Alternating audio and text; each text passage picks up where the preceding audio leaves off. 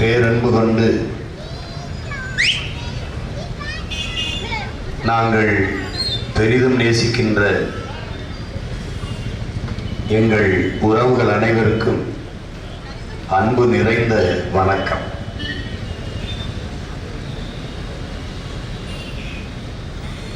தமிழரின வரலாற்றில் இது ஒரு புரட்சிகரமான காலம்.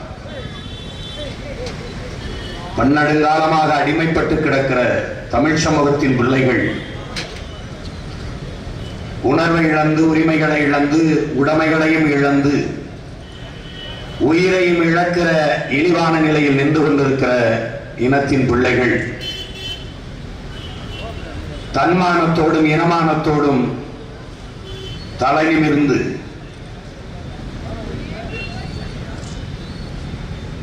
தன் மண்ணின் வளத்தை காக்கவும், மக்களின் நலத்தை காக்கவும் ஒரு மாபெரும் அரசியல் புரட்சியை முன்னெடுக்கிற எழுச்சிகரமான காலம்.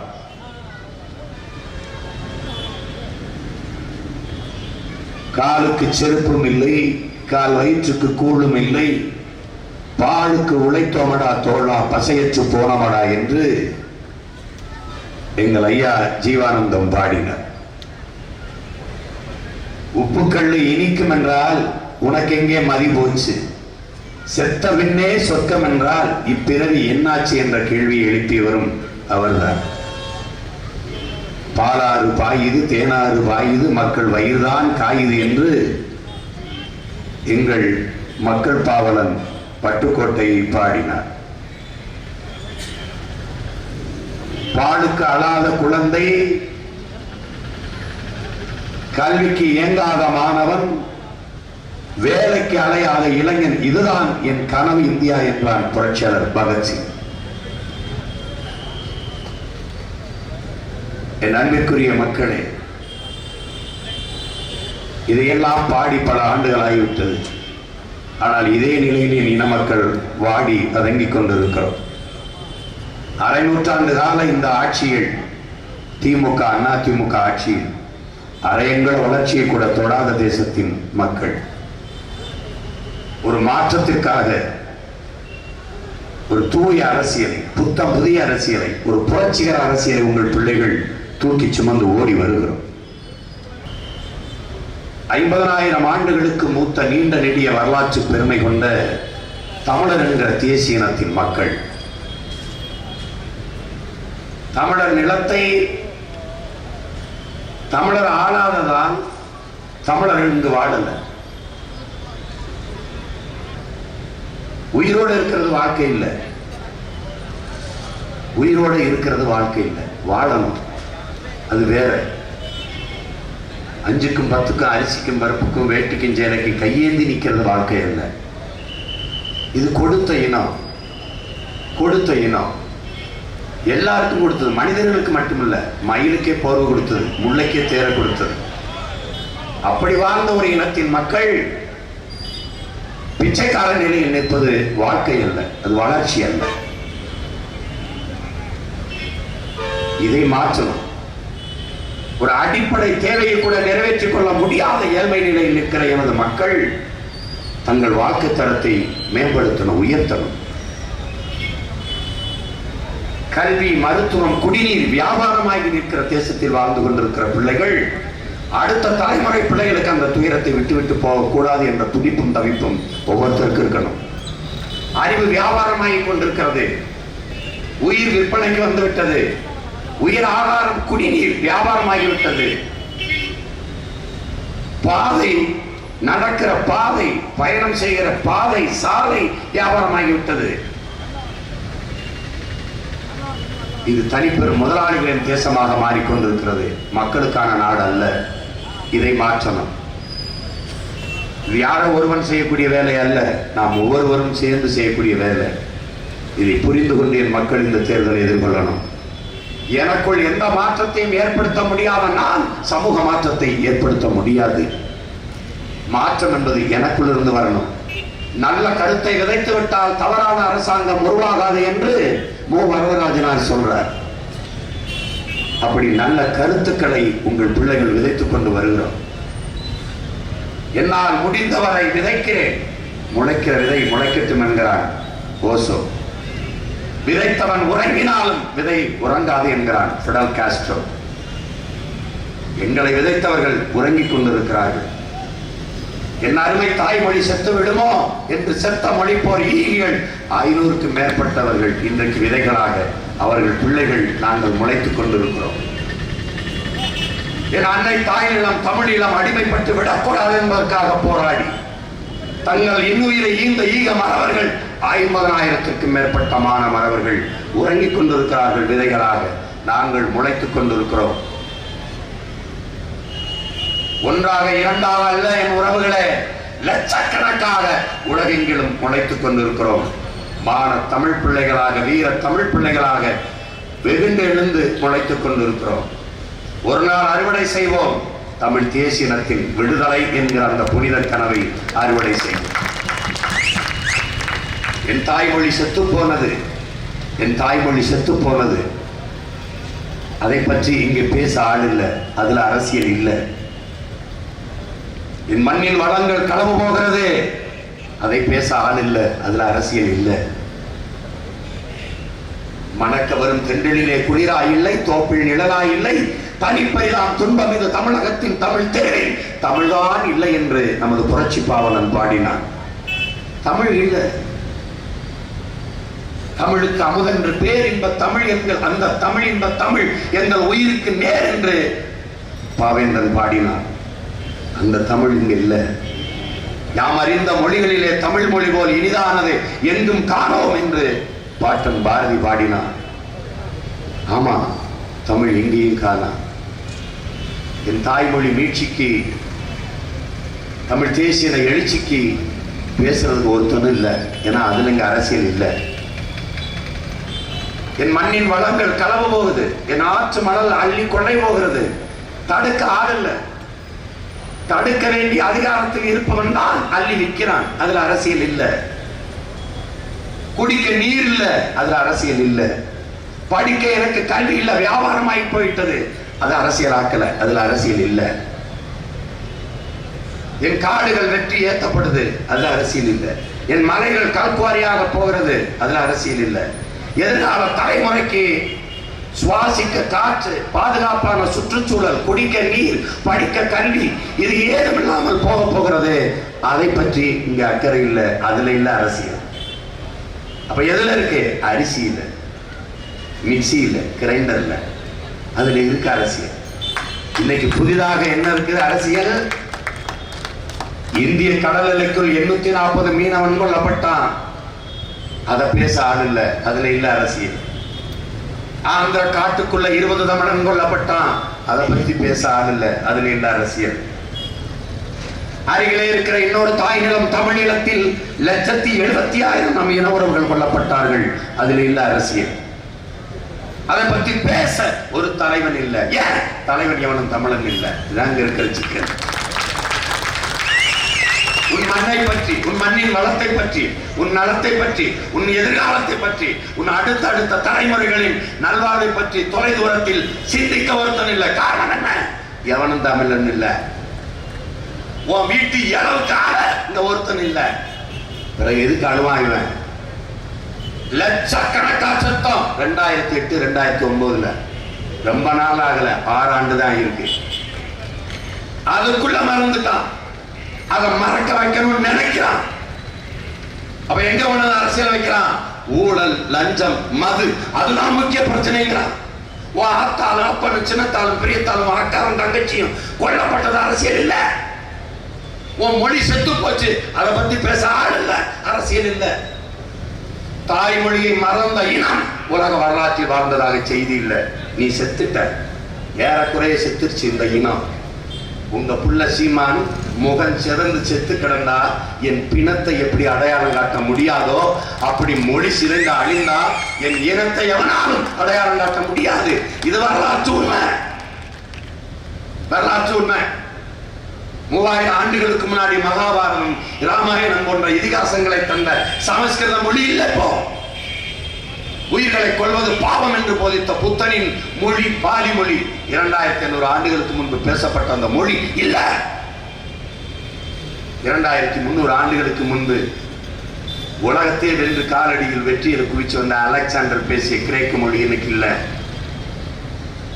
உலக வரலாற்றின் போக்கையை மாற்றி படைத்த இயேசுநாதர் பேசிய அவர் தாய்மொழி அரமாய்க்கு இல்ல, செத்து போச்சு. எவனுடைய தாய்மொழியாகவும் இல்லை.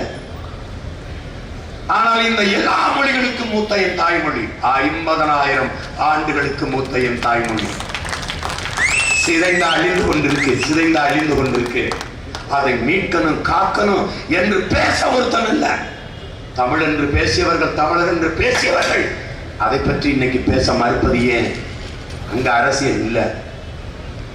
தமிழ் சாகணும், தமிழ் செத்தால் தமிழன் என்கிற உணர்ச்சி சாகும். தமிழன் என்கிற உணர்ச்சி சாகாத வரை தமிழன் அல்லாதவன் தமிழர் நாட்டை ஆள முடியாது. தமிழனுக்கு மொழி பற்று, இனப்பற்று இருக்கக்கூடாது. சாதி பற்று, மதப்பற்று தான் இருக்கணும். சாதி பற்று, மதப்பற்று இருக்கிற வரை மோதுவான், அடிச்சுக்கிடுவான். சொந்த ரத்தங்களுக்குள் யுத்தம் நடக்கும், ரத்தம் சிந்துவான். அதை நக்கி குடிக்கிற ஓநாய்கள் அதிகாரத்தில் இருக்கும். அந்த ஓநாய் தான் திமுக, அதிமுக. இதை புரிந்து கொள்ள இவ்வளவு நாளாகுது. இதை புரிந்து கொள்ள எவன் வந்தான் நம்ம சாவுக்கு? யார் வந்தான்? எங்க வந்தது? சமய வெறி, கடவுள் வெறி, கண்ணல் நிகர் தமிழுக்கு நோயே இடை வந்த சாதி எனும் இடர் ஒழிந்தால் ஆள்வது நம் தாயே என்று நமது புரட்சி பாவலன் பாடுறான். இந்த தாய் ஜெயலலிதா தாயை சொல்லல, தமிழ் தாயை சொல்ற. அந்த தாயை சொல்றான் நம்ம பாவலன், நம்ம பாட்ட. சாதி ஒழித்தல் ஒன்று, நல்ல தமிழ் வளர்த்தல் மற்றொன்றுங்கிறான். இங்க எப்படி மாறி நிக்குது? சாதி வளர்த்தல் ஒன்று, நல்ல தமிழ் ஒழித்தல் மற்றொன்று என்று மாறி நிக்குது. இதை மாத்தணும். மொழி இல்ல, ஒரு இனம் இல்ல. இப்ப மொழி இல்ல, சாதி மதம் தான் இருக்கு. தமிழனுக்கு அடிச்சுக்கிட்டு செத்தா புதைக்க சுடுகாடு இருக்கு. எல்லாத்தையும் முடிச்சுட்டான். இப்ப நம்ம ஆளுறதுக்கு நாடு கேட்கறது இல்ல, நம்ம பிள்ளைகள் வாழ்றதுக்கு நாடு கட்டுக்கு நிக்கிறோம். வாழ்றதுக்கு நாடு இல்ல. ஒரு மனிதனுக்கு 402 மரம் இருக்கணும்ன்றான், 28 மரம் தான் இருக்கு. 402 மரம் இருக்கணும்ன்றான், 28 மரம் தான் இருக்கு. இப்ப 402 மரத்தை யார் கொண்டு வர போறா? குடிக்க நீர் இல்ல, வியாபாரம் ஆயிடுச்சு. என் தாத்தனும் பாட்டனும் ஏரியில குடிச்சான், குளத்துல குடிச்சான், கண்மாயில குடிச்சான். எங்க அப்பன் குழாயில குடிச்சான், நான் போத்தல்ல குடிக்கிறேன். என் பிள்ளைகள் எதுல குடிக்கும்ங்கிற சிந்தனை எல்லாருக்கும் வரணும். எவன் குறவழியாவது குடிச்சு ரத்தம் தான் குடிக்கும். அந்த நிலை கொண்டு வந்து விட்டுருவான். எழுதி வைத்துக் கொள்ளுங்களேன் அருமை பெற்றோர்களே. இன்னும் 10 ஆண்டுகளில் உலக பணக்காரனை பட்டியலிடுவான். அவன் தங்க வித்தவனோ, பெட்ரோல் வித்தவனோ, டீசல் வித்தவனோ இருக்க மாட்டான். அவன் தண்ணீர் வித்தவனா தான் இருப்பான். உன்னால தங்க இல்லாம வாழ முடியும், உன்னால பெட்ரோல் டீசல் இல்லாம வாழ முடியும். குளிக்காம கூட உன்னால ஒரு வாரம் இருக்க முடியும். தண்ணீர் குடிக்காம வாழ முடியாது. தண்ணீர் இல்லாம உலகம் இல்லை, எந்த உயிரும் இல்லை. அப்ப தண்ணீரின் தேவை இன்றியமையாதது. அந்த தண்ணீர் வியாபார பொருளாக இருப்பது கொடுமை. அதை மாத்தணும். இந்த அதிகாரங்கள் செய்யாது. எல்லாவற்றையும் நமக்கு இலவசம் தந்துச்சு. டிவி தந்துச்சு, மிக்சி தந்துச்சு, கிரைண்டர் தந்துச்சு, மடிக்கணி தந்துச்சு. 30,000 ரூபாய் மடிக்கணினியை தந்த அரசு தண்ணீர் இலவசமா தர முடியல. 10 ரூபாய்க்கு விற்குது. ஏன் தண்ணீரை விற்குது? ஏன் தண்ணீரை இலவசமா தர முடியாது. தண்ணீர் இலவசமாக தந்தால் அதை விற்கிற தனியார் முதலாளி பாதிக்கப்பட்டுருவான். தனியார் முதலாளி பாதிக்கப்பட்டால் அரசாங்கத்திற்கு வருகிற கமிஷன் பணம் நின்று போயிடும். அப்ப கமிஷன் பணத்திற்காக இந்த மண்ணின் மக்களின் வாழ்க்கையை கெடுக்கிற ஒரு அதிகாரத்தை நாம நிறுவுறோம். இதை அறிவார்ந்த மக்கள் புரிந்து கொள்ளணும். என் அன்பிற்குரிய சொந்தங்கள் இதை புரிந்து கொள்ளணும். எது அரசியல், எது அவசியம், எது வாழ்க்கை, எது எதிர்காலம்ங்கிறத தெரிந்து கொள்ளாம இந்த தேர்தலை எதிர்கொண்டு பயனில்லை. உங்கள் பிள்ளைகள் இந்த கட்சியை ஏன் ஆரம்பிச்சோம்? எதுக்கு ஆரம்பிச்சோம்? நாங்க திமுக தானே ஓட்டு போட்டுக்கிட்டு இருந்தோம். எங்க அப்பா தான் காங்கிரஸ் போட்டுக்கிட்டு இருந்தான். என் தம்பி எல்லாம் நாங்க எல்லாம் அதுலதான் இருந்தோம். எல்லாரும் ஏன் வந்தோம்? தமிழுக்கும் தன்மானத்துக்கும் போனோம். 2 இல்ல, வெளியே வந்துட்டோம். இதுதான் நடந்தது. 2 அங்க இல்ல. என் இனம் செத்துச்சு. இந்த மொழியை, என் மொழியை, என் மண்ணை, என் இனத்தை, என் நாட்டை, என் வளத்தை இந்த கட்சிகள் ஆட்சிகள் காப்பாற்றும் நினைச்சோம். இல்ல, என் மொழி செத்து போச்சு, கவலை பண்ணல. என் இனம் செத்து விழுந்துச்சு, கவலைப்படல. என் இனத்தின் பிணத்தின் மீது நாற்காலியை போட்டு பதவி அனுபவிச்சுட்டாங்க, பார்த்தோம். என் இனத்தின் சாவை அற்ப பதவிக்காக சகித்துக் கொண்டிருந்த இவர்களுக்கு எந்த காலத்திலையும் அதிகாரத்தை கொடுக்க கூடாது முடிவெடுத்தோம். எந்த காலத்துக்கும் கொடுக்கூடாது முடிவெடுத்தோம். எந்த கட்சி காங்கிரஸ் கொன்னுச்சோ அந்த கட்சி கூட நின்று அத்தனை துரோகத்தையும் திமுக செஞ்சிச்சு. இன்னைக்கு மறுபடியும் அதே கட்சியோட கூட்டணி வருது. நாங்க சொல்றது இல்ல, அந்த கட்சியே சொல்லிச்சு. கூட்டணியை விட்டு பிரியும் போது மத்திய ஆட்சியிலிருந்து வரும்போது என்ன சொல்லிச்சு? ஈழ தமிழர்களுக்கு, இலங்கை தமிழர்களுக்கு மத்திய அரசு ஒண்ணுமே செய்யல, இனிமேல் இந்த ஆட்சியில் தொடர்வது தமிழ் மக்களுக்கு செய்கிற தீமையாகும். ஐயா கலைஞரே சொல்றாரு, ஒண்ணுமே செய்யலன்னு, அது தீமையாயிரும். கூடா நட்பு கேடாய் முடியும்னு சொல்லிட்டு வெளியில வந்தாரு. இப்ப ஏன் கூடுறாரு? இப்ப என்ன நன்மை நடந்துருச்சு? அன்னைக்கு பிரியும் போது 2 கட்சி தொண்டர்களும் பட்டாசு வெடிச்சிங்க. இப்ப உங்களை ஒழிச்சிட்டு நாங்க தான் பட்டாசு வெடிக்க வேண்டியது இருக்கு. அன்னைக்கு அன்பு சொந்தங்களே, அன்னைக்கு ஐயா ஐவிகே சொல்லுங்க சொல்றாரு, திமுக விட்டு ஏன் வெளியில வந்தீங்கன்னு. எவ்வளவு காலத்துக்கு இந்த அழுக்கு முட்டையை தூக்கி சுமக்கிறதுங்கிறாரு. இன்னைக்கு அதே அழுக்கு முட்டையா இல்ல இடையில எங்கேயும் செலவிட்டு போட்டு வாங்கினீங்களான்னா பதில் இல்லை. இந்த கட்சிகள் ஆட்சிகளை நீங்க நுட்பமா பார்க்கணும். அவ்வளவு ஏமாற்று. இவங்க எல்லாருக்கும் நம்மள ஆளணுங்கிற கனவு இருக்குதே ஒழிய எல்லாரையும் போல நாமும் வாழணுங்கிற கனவு இவர்களுக்கு கிடையாது. அந்த கனவை கொண்டு ஓடி வந்த பிள்ளைகள் உங்கள் பிள்ளைகள். என் அன்பு பெற்றோர்களே, அருமை சொந்தங்களே, கொத்து கொத்தாக கொண்டு குவிச்சான் சிங்கனை. அந்த காலத்தை நீங்க மறந்து கடந்து போனால் மனிதர்களாவே இருக்க முடியாது. அங்கு விழுந்த சாவெல்லாம் நம் இனத்தின் சாவில்லையா? அதை மறந்து போனால் நாம் மானத்தமிழனின் பிள்ளையா என்பதை நினைவில் வைத்துக் கொள்ள வேண்டும். கதற கதற நம்ம அக்கா தங்கையை கற்பழிச்சு கொண்டான் சிங்களன். பச்சிலம் குழந்தைகளை நச்சு குண்டுகளுக்கு இரையாக்கி கரிக்கத்தையாக தூக்கி போட்டான். நாடெங்கிலும் பின்னம் ரத்த சகதியில நாடே சிவந்து கிடந்தது. அன்பு சொந்தங்கள், அறிவார்ந்த பெருமக்கள் சிந்திக்கணும். மே 18ஆம் தேதி எல்லாம் முடிஞ்சிருச்சு. மொத்த தமிழனும் செத்தான்ட்டு ராஜபக்சே கொண்டாடுறான். உலகம் எள்ளி நகையாடு சிரிக்குது. தமிழரும் தன்மானமிக்க தமிழர் வீடெல்லாம் தன் வீட்டில் இளவு விழுந்தது போல துயரத்தில் தோய்ந்து கிடக்கு. நாட்டை ஆண்டு கொண்டிருக்கிற பெருமகன் ஐயா கருணாநிதி அவர்கள் இந்த இனத்தின் சோகத்தை, துயரத்தை உலகத்திற்கு சொல்ல ஒரு நாள் அரசு விடுமுறை விடல, ஒரு நாள் விடல. மே 18ஆம் தேதி தமிழ் தேசியத்தின் அந்த துக்க நாளை அறிவிக்க ஒரு நாள் அரசு விடுமுறை விடல.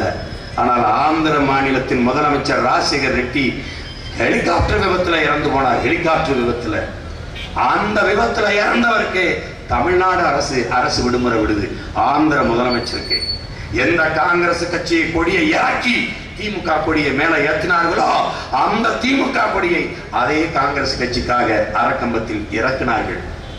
ஆந்திர முதல்வர் ராஜசேகர் ரெட்டிக்கும் தமிழர் நிலத்துக்கு என்ன சம்பந்தம் இருக்கு?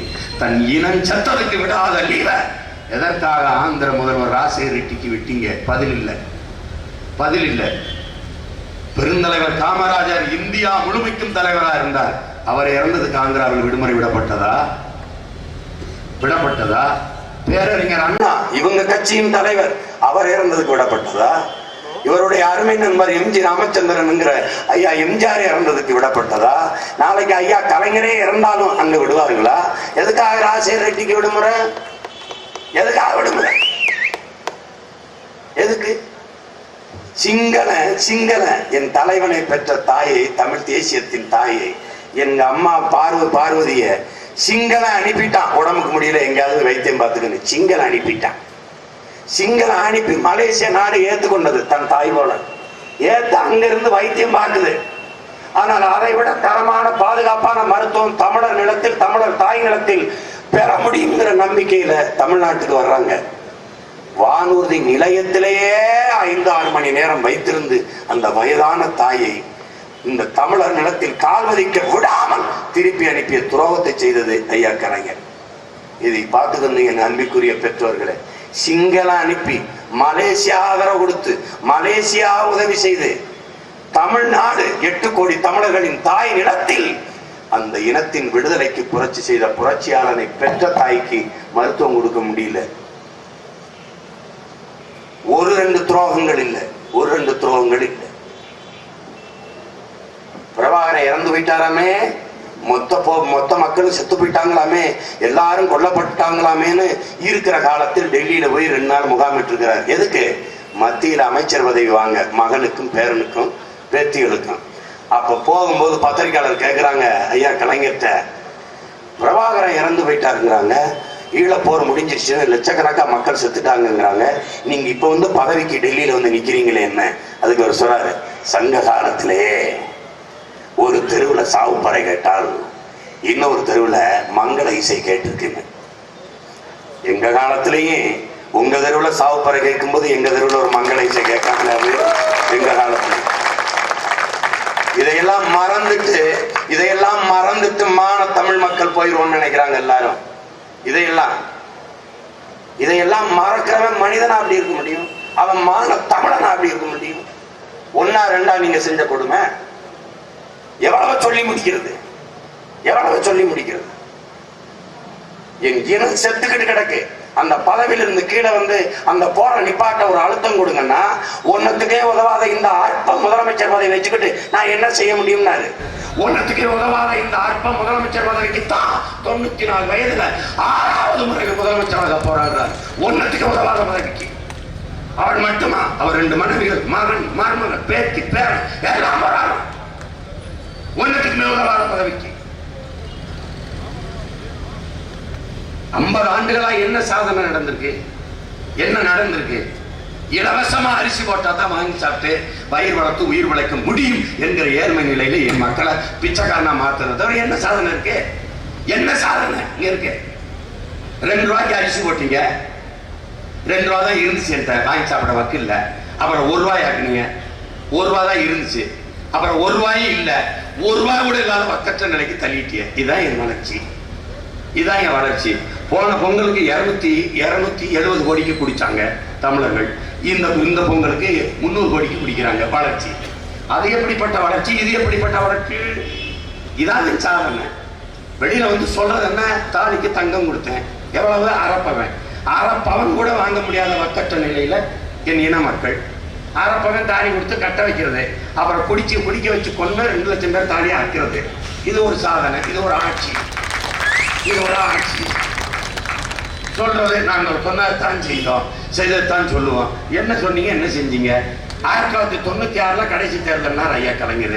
2001 கடைசி தேர்தல்னாரு, 2006 கடைசி தேர்தல்னாரு, 2011 கடைசி தேர்தல்னாரு, இப்ப 2016 இதான் என் கடைசி தேர்தல்ன்றாரு. எத்தனை தடவை சொல்லியிருக்காரு? என்ன செஞ்சிருக்காரு? எப்படி இருக்கு? எல்லாமே பசப்பு, எல்லாமே பொய், எல்லாமே ஏமாற்று. கச்சத்தீவை மீட்க போராடுவோம். கச்சத்தீவை கொடுக்கும்போது என்ன பண்ணிட்டு இருந்தீங்க? அப்ப தூங்கிட்டோம். இப்ப மீட்க போராடுவோம். எத்தனை முறை போராடுவீங்க? கச்சத்தீவை மீட்க போராடுவோம் சொல்ற தேர்தல் அறிக்கை ஒரு கட்சி. அந்த தேர்தல் அறிக்கை சிறப்புன்னு சொல்லி பேசிட்டு இருக்க காங்கிரஸ் கட்சி.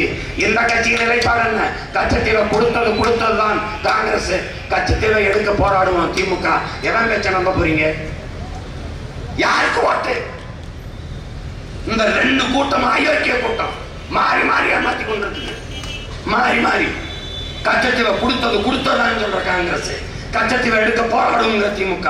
இதுல யார நம்ப போறீங்க? என்ன கொடுமை வாங்குது? ஊழலை ஒழிப்புங்கிறான். யார் ஊழல்ல தலை சிறந்த நாடு இந்தியான்னு கொண்டு வந்த கட்சி காங்கிரஸ் கட்சி. அதன் ஆட்சி. ஊழல தமிழர் நிலத்துல விதைத்த கட்சி திமுக. லஞ்சத்தை அறிமுகப்படுத்திய கட்சி திமுக. ஒரு ஊழல் குற்றச்சாட்டுக்காக ஆட்சி கலைக்கப்பட்ட இந்தியாவிலே ஒரு மாநில ஆட்சி திமுக ஆட்சி. மது என்ற அரக்கனை இந்த மண்ணில் அறிமுகப்படுத்திய கட்சி ஆட்சி கலைஞரின் ஆட்சி. இன்னைக்கு வெட்கம் இல்லாம நான் வந்தா கடையை மூடுவேன். வந்தபோது ஏன் மூடுவ? இப்படி கட்டா வாய மூடுவேன். என்ன இருக்கு பதில்? யார்கிட்ட இருக்கு பதில்? வந்தா செய்யறோம். அதை நான் சொல்லணும். நான் இதுவரை வரல, வந்தா செய்வேன். அதை கூட நான் சொல்லல, வார செய்கிறேங்கிற நான் நம்பிக்கையா சொல்றேன். வாரம் செய்யறோம், வந்தா செய்யறோம். கல்வி இலவசம், தொடக்க கல்வி முதல் ஆராய்ச்சி கல்வி வரை என் மண்ணின் மக்களுக்கு அறிவு வியாபாரம் இல்ல தடை. கல்வி இலவசம், உலகத்தின் தலை சிறந்த கல்வி. தென்கொரியா, ஜப்பான், சிங்கப்பூர், ஹாங்காங், பின்லாந்து போல உலகத்தின் தலை சிறந்த கல்வி என் மக்களுக்கு இலவசம். மருத்துவ இலவசம். தொடக்க சுகாதாரம் முதல் உயர்ந்த மருத்துவம் வரை உயிர் காக்கும் மருத்துவம் இலவசம். மருத்துவம் ஒரு மகத்தான சேவை, அது என் மக்களுக்கு தேவை. எங்கள் கல்வி எங்கள் மக்களுக்கானது. கொள்கை முடிவு. மருத்துவம் இலவசம். நான் சொல்றேன், குடிநீர் இலவசம். தண்ணீர் மனிதர்களுக்கு மட்டுமான தேவை அல்ல, அனைத்து உயிர்களுக்குமான தேவை. தண்ணீரின் தேவையில் தண்ணீரை வடையும். ஒரு சொட்டு தண்ணீருக்கு கேரளா, கர்நாடகால கையேந்த மாட்டேன். எனக்கு தேவையான மழை, எனக்கு தேவையான நீர் என் தாய் நிலத்தில் இருக்கு. இந்த அந்நிய முதலாளிகளின் குளிர்பானங்களை தூக்கிடுவேன். எதை நீர் வளர்த்து கெடுக்குதோ அவளை மாத்திடுவேன். நீர் சேமிச்சு என் மக்களுக்கு வேளாண்மைக்கு ஒரு சொட்டு தண்ணிக்கு கையெந்த விடாம காப்பாற்றுவேன்.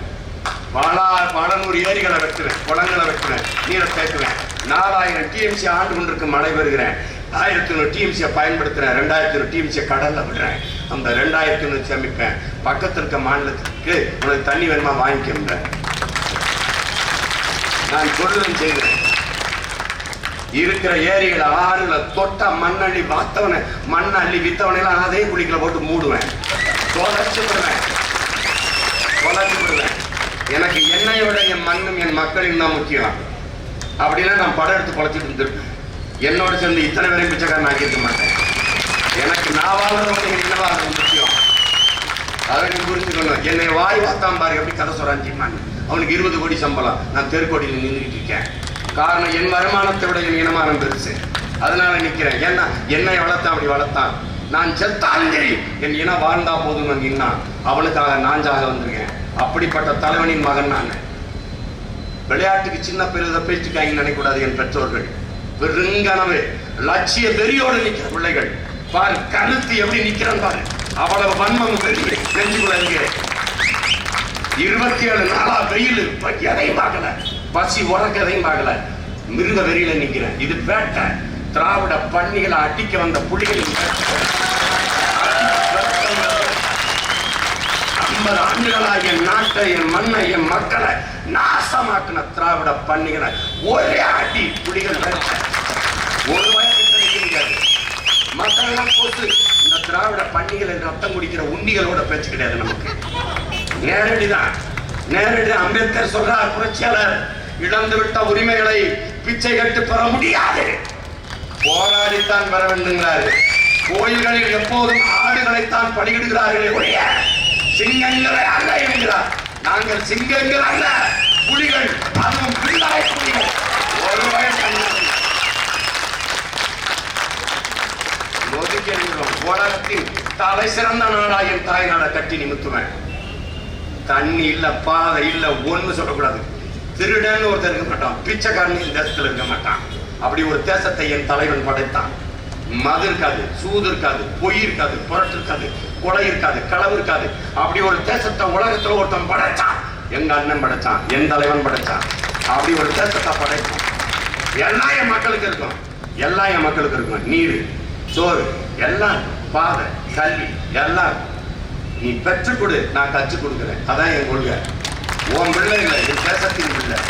நீ அதை பற்றி கவலைப்படாத. படிக்க வைக்கணுங்கிற கவலையை விட்டு வேலை கிடைக்கும், அதை பற்றி கவலை. நான் கொடுக்குறேன் வேலை. எந்த வேலையும் செய்யலாம், இழிவல்ல. எந்த வேலையும் செய்யாம இருக்கிறதா இழிவு. நீ வா, உனக்கு நான் செய்யறேன். நானே விவசாயம் செய்ய போகுது, அரசாங்கமே விவசாயம் செய்ய போகுது.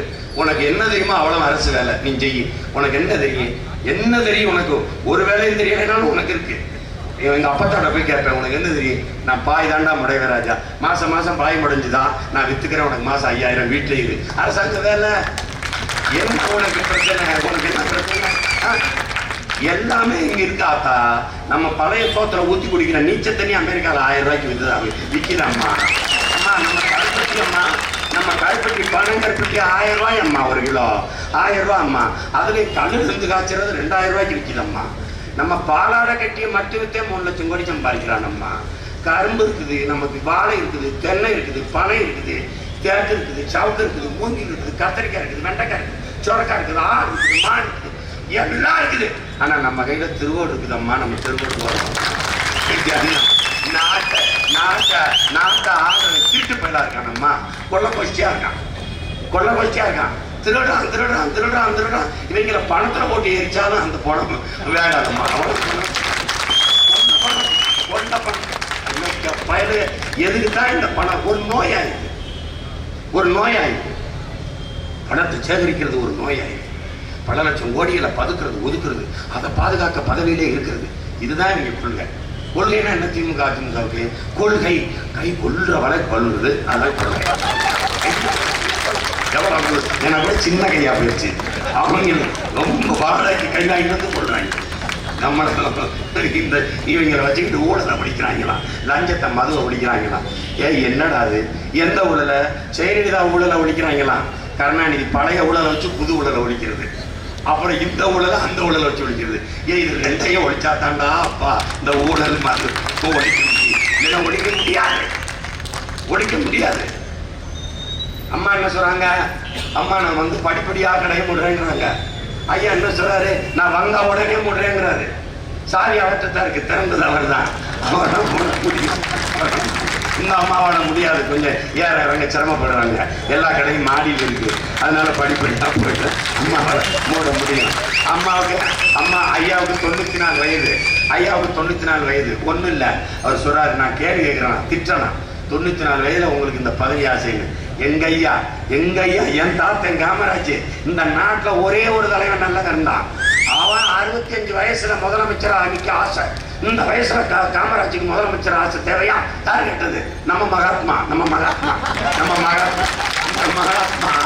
இப்ப 94 வயசுல முதலமைச்சர். நான் கேட்பல பேரன், என் தாத்தன் பேரன், உனக்கு இந்த வயசுல முதலமைச்சர் பதவி தேவையா? அதுக்கு பதில் சொல்றாரு, இந்த வயசுலயே நான் மக்களுக்கு சேவை செய்ய ஆசைப்படுறேன்.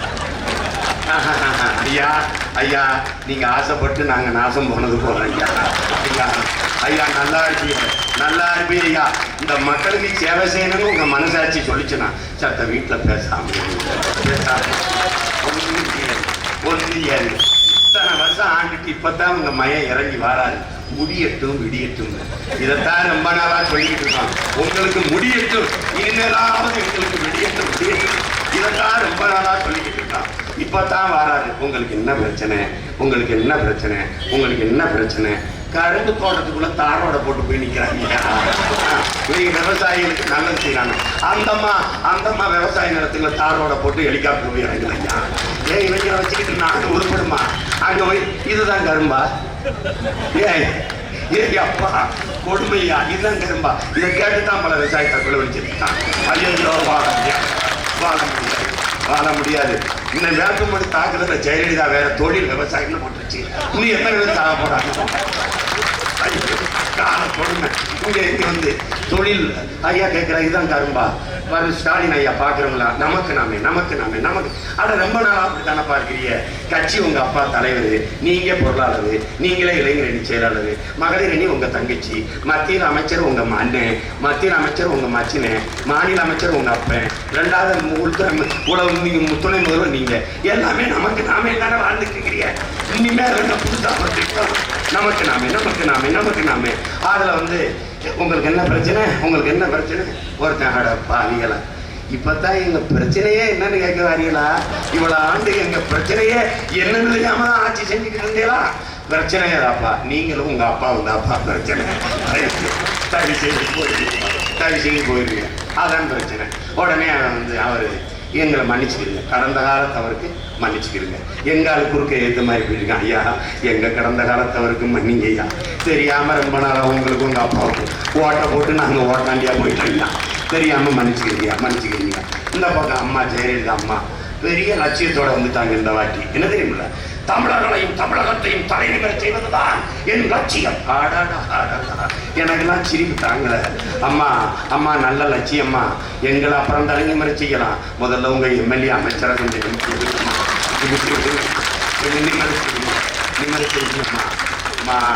2 பேர்ட்டையும் சொல்றேன், நீங்க வந்தா கடையை மூடுங்க. வர்றதுக்கு முன்னாடி இந்த சாராய ஆலையை வச்சு காய்ச்சறீங்கள அதை மூடுங்கன்னா பேச்சு கிடையாது. அவருக்கு 94 வயதுல ஒரு முதலமைச்சர் பதவி, ஆனா ஒன்னத்துக்கு உதவாத பதவி, அதை அடைய அவரு. அம்மா சொல்றாங்க, எனக்கு எதன் மீதும் பற்று கிடையாது. நான் ஒரு தவ வாழ்க்கை வாழ்ந்து கொண்டிருக்கிறேன். 1000 ஏக்கர்ல ஒரு தோட்டம் மட்டும்தான் கொடநாட்டில் இருக்கு, ஒரு எஸ்டேட்டு. எனக்கு எதற்கு இதுவும் பற்று கிடையாது. நான் ஒரு தவ வாழ்க்கையை வாழ்கிறேன். 100 ஏக்கர்ல சிஞ்சாவில் ஒரு பங்களா தான் இருக்கு. ஒரு தவ வாழ்க்கையை வாழ்றேன். எதன் மீதும் பற்று கிடையாது. இந்த முதலமைச்சர் பதவியில மட்டும்தான் கொஞ்சம் பற்று, மற்ற எதன் மீதும் பற்று கிடையாது. அட பாவி மக்களே, எங்களை கொண்டாந்து இந்த 5க்கும் 10க்கும் அரிசிக்கும் பருப்புக்கும் வேட்டிக்கும் சேலைக்கும் பிச்சைக்கார பைய மக்களை கையேந்த விட்டுட்டு தமிழன் தன்மான தமிழன் ஒரு பண்டிகை வச்சிருந்தான், தேசிய பண்டிகை பொங்கல்.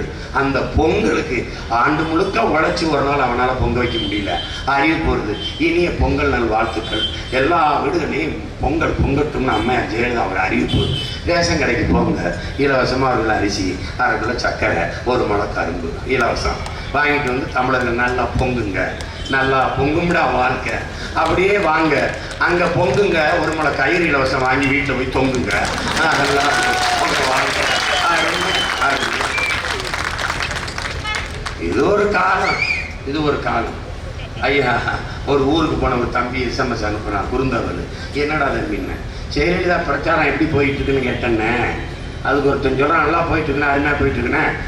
ஒரு தடவை போயிட்டு வந்தால் 200 ரூபாய்னே, ஒரே அடியாக போயிட்டா 2 லட்சம்னே அதை கொடுக்குறாங்க.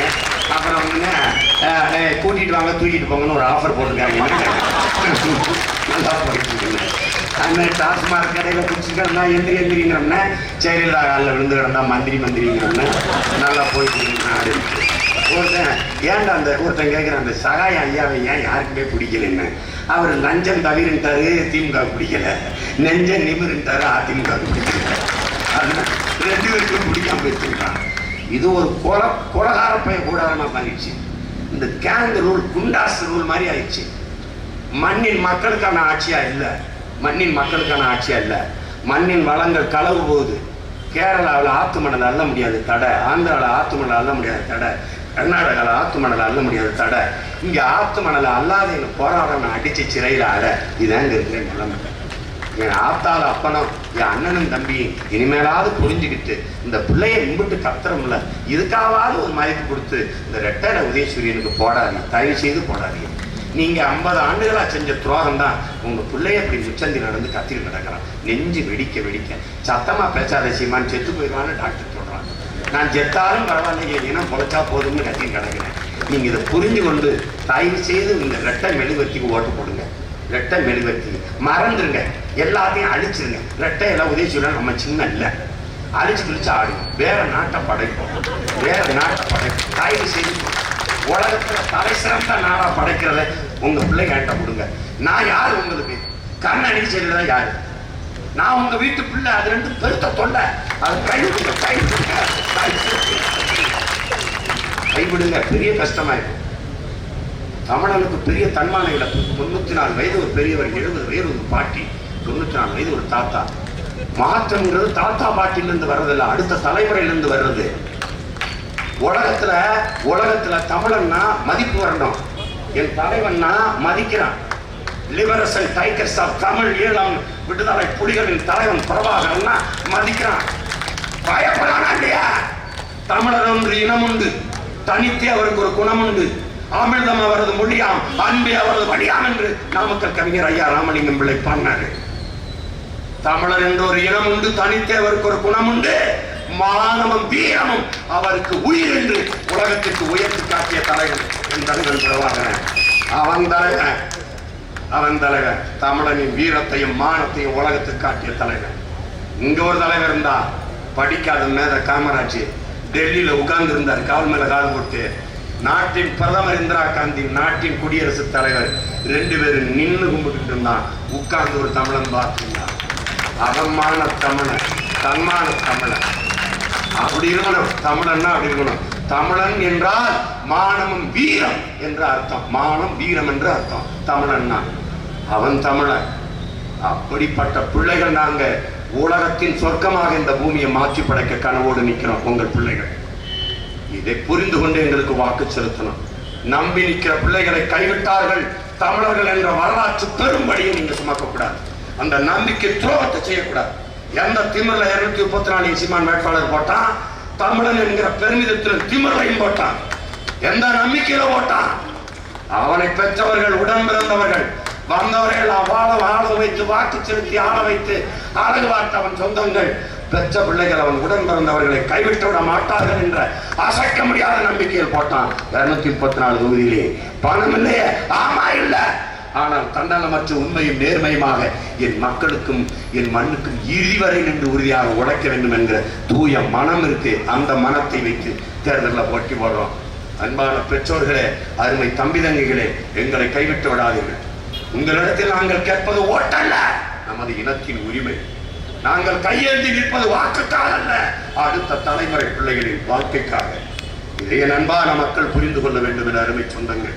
மாவீரன் சுபாஷ் சந்திர போஸ் ஒரு உணர்ச்சி மிக்க முழக்கத்தை முன்வைத்தானே நண்பான மக்களே, கொஞ்சம் ரத்தம் தாருங்கள், நான் நிறைய சுதந்திரம் தருகிறேன் என்ற முழக்கத்தை உணர்வுபூர்வமாக தன் மக்களிடத்தில் வைத்தான்.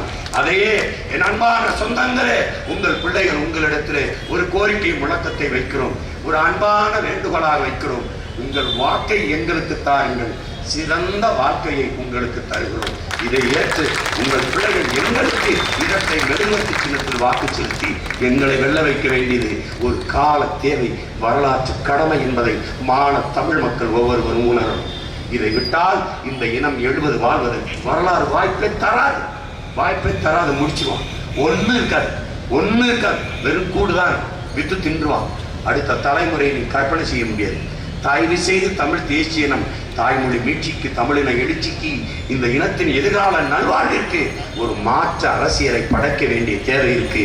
அந்த அரசியலை உங்கள் முன்னால் கொண்டு வந்து உங்கள் பிள்ளைகள் ஏந்தி நிற்கிறோம். இதை ஏற்றுக்கொண்டு எங்களுக்கு வாக்கு செலுத்தி வெற்றி பெற செய்யுங்கள். இந்த தொகுதியிலே போட்டியிடுகிற என் அன்பிற்குரிய தம்பி சதீஷ் பாபு அவர்களுக்கு ஆத்தூர் தொகுதியிலே இரட்டை மெழுகுவர்த்தி, எங்கவள்ளி தொகுதியிலே போட்டியிடுகிற என் தம்பி பொன் செந்தில்குமார் அவர்களுக்கு இரட்டை மெழுகுவர்த்தி சின்னத்திலே, ஏற்காடு தொகுதியிலே போட்டியிடுகிற அன்பு தம்பி செங்கோட்டுவேல் அவர்களுக்கு இரட்டை மெழுகுவர்த்தி சின்னம், வீரபாண்டி தொகுதியிலே போட்டியிடுகிற என் பாசத்துக்குரிய தம்பி சசிகுமாருக்கு இரட்டை மெழுகுவர்த்தி சின்னத்திலே. என் அன்பான மக்களே, எங்களை பாருங்கள், உங்களை போய் கண்ணாடியில் பாருங்கள், ஒரே மாதிரி இருப்போம். அந்த கூட்டத்திலிருந்து இங்கே வந்தவங்க உங்களுக்காக உங்களிடத்தில் வந்தவர்கள். எங்களை புரிந்து கொண்டு உங்கள் பிள்ளைகள் எங்களுக்கு வாக்கு செலுத்தி எங்களை வெற்றி பெற செய்யுங்கள். சேலம் வடக்கு தொகுதியிலே போட்டியிடும் தம்பி கோவேந்தனுக்கு இரட்டை மெழுகுவர்த்தி சின்னத்திலே வாக்கு செலுத்தி வெற்றி பெற செய்யுங்கள். என் அன்புக்குரிய மக்களே, எத்தனை விளக்குகள் நம் வீட்டில், குத்தி விளக்கு, சிமிழ் விளக்கு, அகல் விளக்கு, எந்த விளக்கும் தன்னை வருத்தி கொண்டு உலகத்திற்கு வெளிச்சத்தை தருவதில்லை. மெழுகுவர்த்தி தான் தன்னையை வருத்தி கொண்டு, எரித்து கொண்டு, அழித்து கொண்டு உலகத்திற்கு வெளிச்சத்தை தருகிறது. அப்படி அடிமைப்பட்டு கிடக்கிற தமிழ் தேசியத்தின் உரிமைக்கு எங்களை வருத்தி கொண்டு, தாழ்த்தி கொண்டு அயராது உழைப்போம் என்பதை காட்ட இந்த மெழுகுவர்த்தி சின்னத்தை ஏந்தி வருகிறோம். என் அன்பான மக்களே, புரட்சியாளர் அம்பேத்கர் சொல்லுகிறார், மதிப்புமிக்க நமது உரிமையை விற்பது சிலர் ரொட்டி துண்டுகளுக்காக விற்பது அவமானகரமானது என்கிறார். அண்ணாதுரை அவர்கள் சொல்லுகிறார்கள், தங்கத்தை யாராவது தவிட்டுக்கு விற்பார்களா என்று. பணத்தை வாங்கி கொண்டு வாக்கு செலுத்தாதீர்கள்.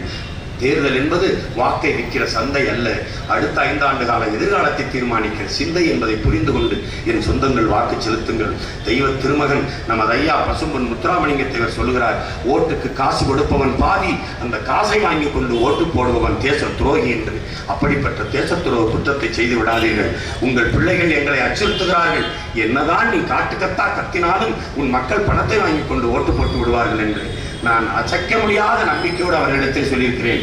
என் மக்கள் பணத்திற்கு ஆக இந்த தேர்தலில் வாக்கு செலுத்த மாட்டார்கள், பணத்தை வாங்கி கொண்டு வாக்கு செலுத்த மாட்டார்கள் என்று நான் சத்தியம் செய்து சொல்லியிருக்கிறேன். என் நம்பிக்குரிய மக்களே, என்னதான் வறுமை, ஏழ்மை, பசி பட்டினியிலே மக்கள் இருந்தாலும் ஆட்டை விற்பார்கள், மாட்டை விற்பார்கள், உழுது விளைக்கிற 2 காட்டை கூட விற்பார்கள், குடியிருக்கிற வீட்டை கூட விற்பார்கள், நேசித்து கட்டி வந்த பொண்டாட்டி தாலியை கூட அடமானம் வைப்பார்கள். ஆனால் தன்மானத்தையும் பிறந்த இனத்தின் மானத்தையும் ஒருபோதும் அடமானம் வைக்க மாட்டார்கள் என்று நான் அசைக்க முடியாத நம்பிக்கையில் அவர்களிடத்திலே உறுதியளித்திருக்கிறேன். என் பெற்றோர்களே, என் அன்பிற்குரிய தம்பி சொந்தங்களே, உங்களை நம்பி நிற்கிற பிள்ளைகள் எங்களை வெல்ல வையுங்கள். எங்களின் வெற்றி நம் இனத்தின் வெற்றி. நீங்கள் எடுக்கும் முடிவு நம் இனத்திற்கான விடிவு. நாம் செலுத்துகிற ஒவ்வொரு வாக்கும் நம் இனம் காக்கும், மண் காக்கும், தமிழர் மானம் காக்கும் என்பதை மறந்துவிடாமல் வாக்கு செலுத்துங்கள். என் அன்பிற்குரிய சொந்தங்களே, நாம் தமிழர் கட்சிக்கு வாக்களியுங்கள், நாளைய தலைமுறைக்கு வாழ்வழியுங்கள், மாற்று அரசியலுக்கு வாக்களியுங்கள், மான தமிழினத்திற்கு வாழ்வழியுங்கள். நமது சின்னம் இரட்டை மெழுகுவர்த்தி. அது சின்னம் அல்ல, அதுவே மாற்றத்திற்கான எண்ணம், மாற்றத்திற்கான எளிய மக்களின் புரட்சி எப்போதும் வெல்லும். நாளை மலரும், நமது அரசதை சொல்லும். நன்றி, வணக்கம்.